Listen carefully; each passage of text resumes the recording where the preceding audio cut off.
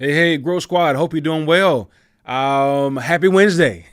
Whenever you listen to this podcast, you know it drops every single week on Wednesday, right? So, but again, if this is on a replay, thank you for your time. Thank you for your support. Thank you for liking, for subscribing, for sharing, and check this out, for hit that notification button as well. Thank you so much for your support all over the globe. Listen, we've got listeners, we've got viewers from everywhere that have joined the Grow Squad, and we are so excited about it. In fact, we're doing another giveaway.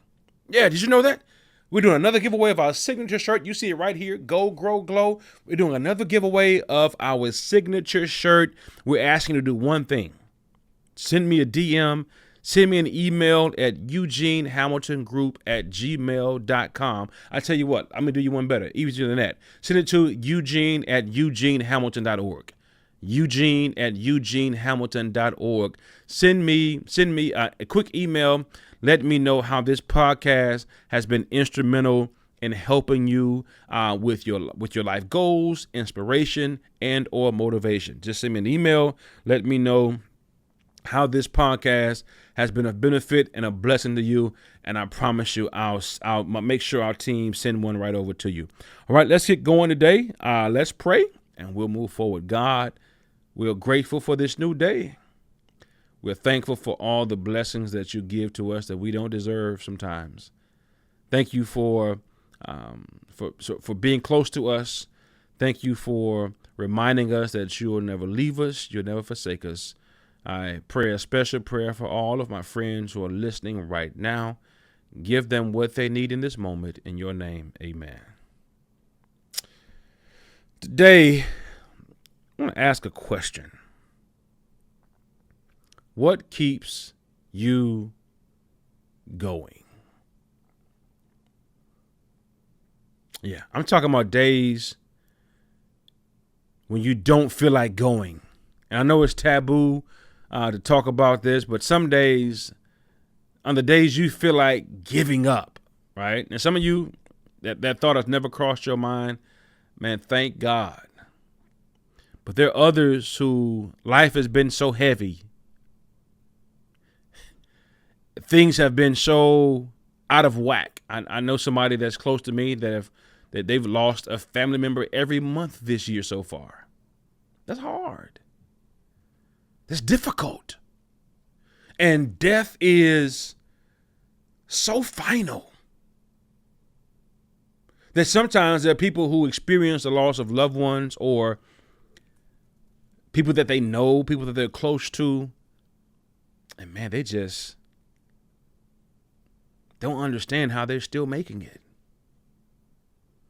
I totally get now that I am of age. At first, I didn't get it. I didn't understand it. I totally get how sometimes people in life, even though they are a success to everybody else, they feel like a failure on the inside. And sometimes people feel like a failure on the inside because there are things happening around them that their success can't control. Woo.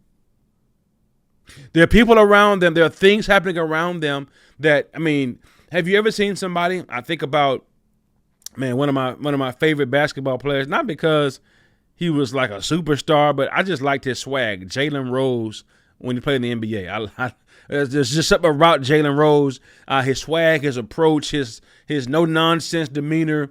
That was, and for some reason, I had a little bit of an idea in my mind about Detroit that I thought was a pretty cool place to go and be, and people that were from Detroit I thought were like the world's greatest people at one point in my life. Don't ask me where I got that from. It was just a thought that crossed my mind. But when Jalen Rose's mother passed away from cancer,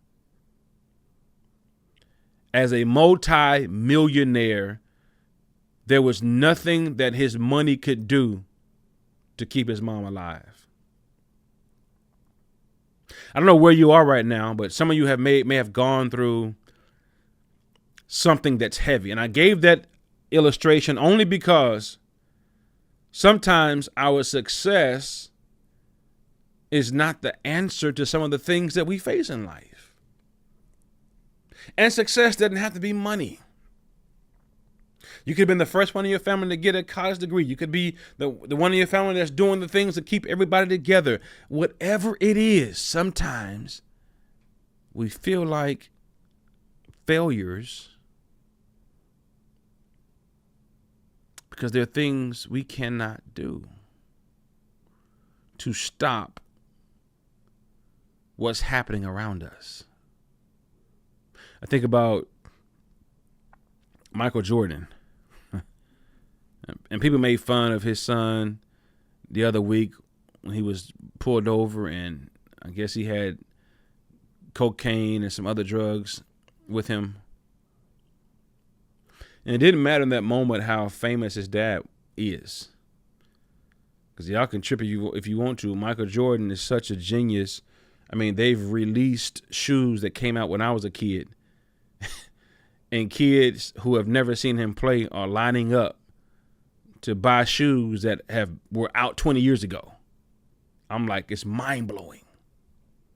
Oh, I'm buying the 13s. I'm buying the ones. Like, what? These shoes came out in the 80s. But when his son was pulled over, and I'm not sure what the outcome was, but I do know that, they found all kinds of stuff on him, including drugs and so forth. His dad's fame could do nothing for him. Could do nothing for him in terms of the evidence is the evidence. Now, can it help him get off his sentence and all that stuff? Maybe so. But what I'm saying is there's some times in life that our kids take a wrong turn. And just because you're a lawyer, you're a doctor, you're a principal, whatever you are, just because you got status, that does not mean you can control what they decide to do. So what keeps you going every day? What keeps you focused and determined on reaching the prize? What keeps you in a place where you say to yourself, you know what? There is nothing that's going to stop me. Now, this is interesting because there are people that I know who nothing will stop them, but that doesn't mean they don't have bad days. Let me give it to you again. There are people who I know who are wired, who have made up in their minds that nothing is going to stop them, and nothing actually stops them. But that doesn't mean that they don't have difficult days. They don't have days where they get tired, days where they get weak, days where they get to a place where they got to recharge. Well, what keeps me going? What keeps me excited about where my goals and dreams are going to take me is simply this. I know that I am one of one. Yeah. I know that I was born to do something or some things that only I can get done the way that I do them. In other words, there are two people that can make macaroni and cheese, but no two people make macaroni and cheese alike. My wife and I were just talking this morning about banana pudding. Right? And how some people would say that theirs is better, and you wonder, wow, why do some people think that this one is better or this one is better? Both of you are doing your very best to produce the product. Some of you are meeting what one person's needs, and others of you are meeting another person's needs. I know that I've been called to do exactly what I've been called to do, and there are certain people that I can reach that my colleagues can't reach. There are certain people that you can reach that I can't reach. This is why over and over I ask, would you please share this episode? Would you please share this content? You know why? There are people who will go on your page. They will listen to, they will respond to your text message, and they're like, who is Eugene Hamilton? I'm not going to going to his page and look at nothing, but if you share it, they will. What keeps me going is knowing that even though this sounds like such a dichotomy, even though I've been born to do certain things that only I can do, I also know what keeps me going is that it's not about me. People walk in freedom and live life to their fullest potential when they finally realize that their life is not about them. It's not about me. It's not about how much money I can make. It's not about how much popularity I can gain. It's not about how many followers I can get. It's about the people that I've been called to connect with. It's about the people that I've been called to impact. It's about the people that I've been called to help set free. It's about the people that I've been called to give information to that will help them turn their lives around. I was a pastor for 17 years. I've been a part of churches where other ministers have been assigned there, but they couldn't reach a certain person.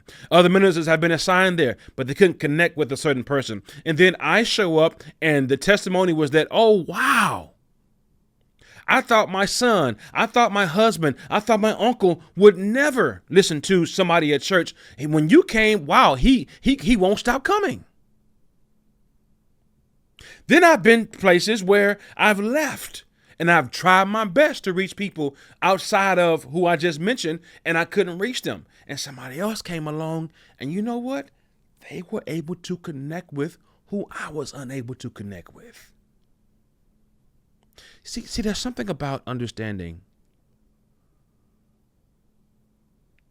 that it does us no good to be a ball hog.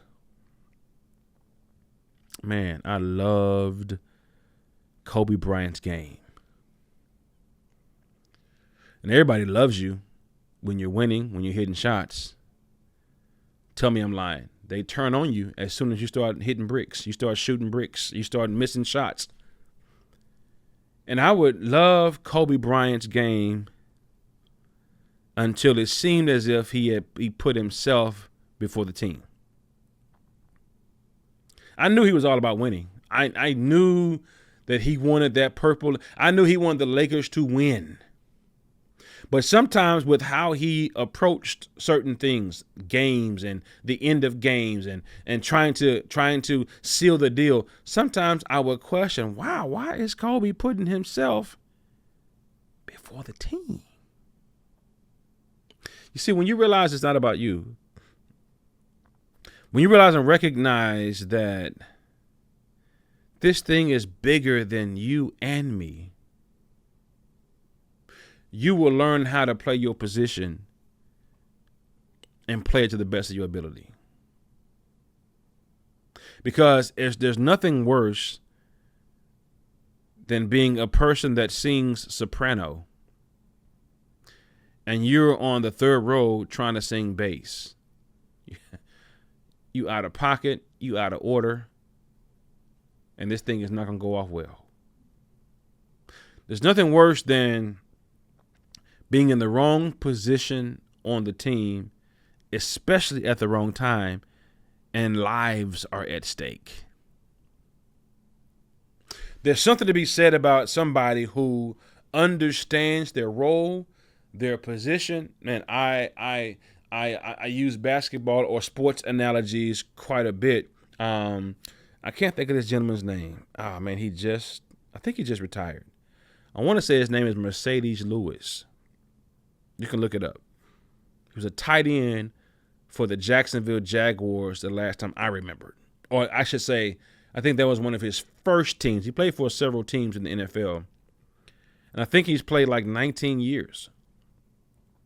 Now, it's funny because people think that, or sometimes when people hear that, they're like, man, he played. I'm like, yeah, he wasn't a starter all those years. He was a starter, and this is where sometimes athletes lose their way, because when their physical ability starts to diminish, they don't know how to switch gears and play another position or play another role.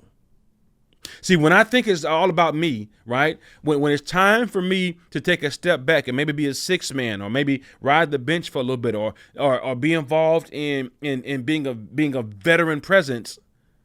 If I think it's all about me, I'll mess up the chemistry of the team. I'll mess up the team's ability to win because I want to stay in too long. Mercedes Lewis played an unheard of amount of years at that position in the NFL because he realized and recognized when he was falling off, to preserve what was next or was left in the tank, he had to go to the coach and agree to take a back seat. He said, man, you know what? If I'm going to stretch 5 more years and preserve what I got left and still make a decent salary.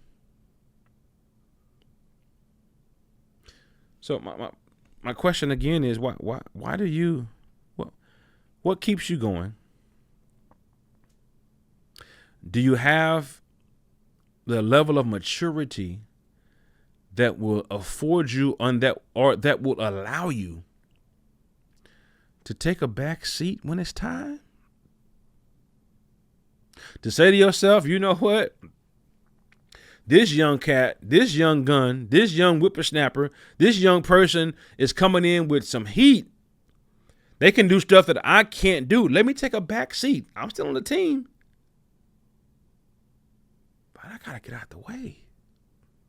See, I know that I was born to do certain things, but I can't do it forever.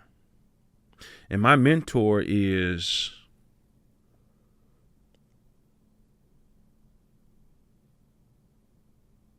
I wouldn't say the master of this, but he has mastered the art of putting other people on. If you don't know what I'm saying, let me break it down to soundbite. He's mastered the art of seeing something in somebody else and saying, let me help you build that up. Let me help you develop that, because I realize and recognize, hey, you got better skills at that than I did at your age. I want you to surpass me, because this thing is not about me. I want to help develop you. I want to help, and it's funny, and I don't want to do this, but I'm gonna do it anyway. I believe sometimes it's cultural, because there are some cultures that I've seen around this globe. In fact, the dominant culture, I do know this full well, especially in certain arenas. They are notorious for developing new talent. They're notorious for saying, you know what? I'm not going to be this good for all of my days. Let me build somebody else up. You can call it nepotism, whatever you want to call it. They got the skill. They got the foresight to say, you know what? I got to pass this baton. It may not happen today, but when I retire in 10 years, somebody will be ready. Then you have people who come from my neighborhood sometimes who want to fight to stay in too long. Don't want to give away knowledge and information to help other people take their position when it's time for them to pass it on. And then what happens in that position? What happens when that happens? Oh, we don't have anybody that's skilled or have the expertise, the knowledge, or the training, excuse me, to take on that role. So what should keep you going? It's not title, it's not position, it's not fanfare. What should keep you going is that you've been given a certain set of skills that you ought to use while you're in your prime or otherwise to the best of your ability to impact this world, to impact other people, to impact the lives that have been entrusted to you And at the same token, find somebody that you can pour into that can get ready to take over for you, and you can retire or you can step aside knowing that the work continues. The vision will go on. It will not stop with me. It will continue long after me, and many more lives will be changed because of it. Listen, I want you all to share this episode with somebody who is struggling with their worth, struggling with their why, and struggling with, what am I supposed to do with all that I've been given? Send it to somebody who, I want you to listen to it again, right? Yourself. I want you to listen to it again. Because there are some things that were shared that I think that came straight from the heart that I think will benefit your life as you seek to leave it all on the field. When I was told that by my coach back in the day, he was like, don't come to the sideline with nothing. If you leave it all on the field, play your hardest, give the game your all, and when that clock strikes 0, it's over. So listen, I'm rooting for you. I'm rooting for you to live your life to the fullest, to give life everything that you've got. In the meanwhile, be fulfilled in all that you do. Thank you so much for tuning in today. Don't forget to go to my website and pick up, if you have not already. In fact, if you have already, pick up a book or a copy for a couple more kids in your neighborhood that you've met. My new book, Go, Grow, Glow, is at 𝐬𝐮𝐻amilton.org.